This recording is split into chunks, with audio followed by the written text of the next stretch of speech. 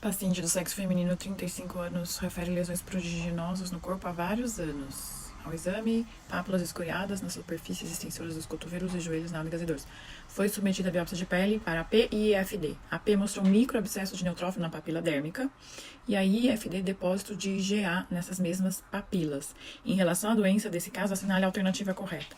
Então, ele vai te fazer várias questões sobre essa doença. E eu acho que essa doença, essa questão, não teve muita dificuldade pra gente descobrir qual que é a doença.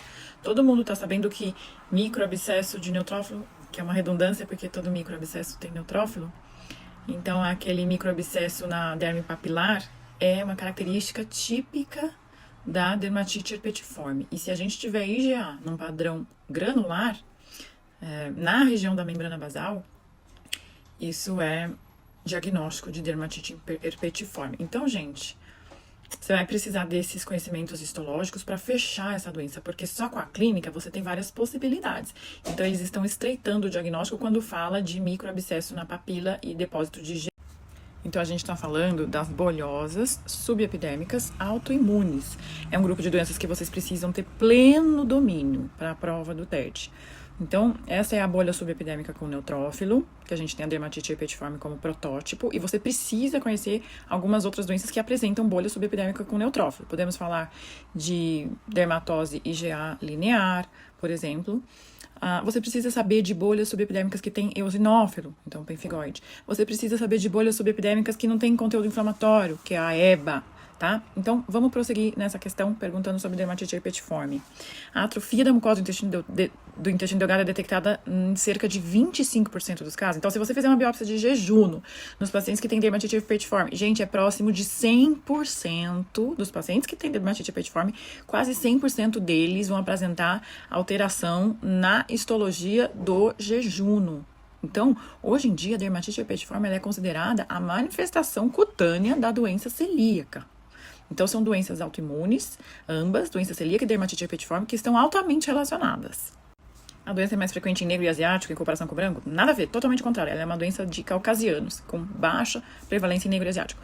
C. A detecção de alto anticorpo IgA contra a transglutaminase tecidual pelo método ELISA tem alta especificidade. Maravilhosa, é a correta.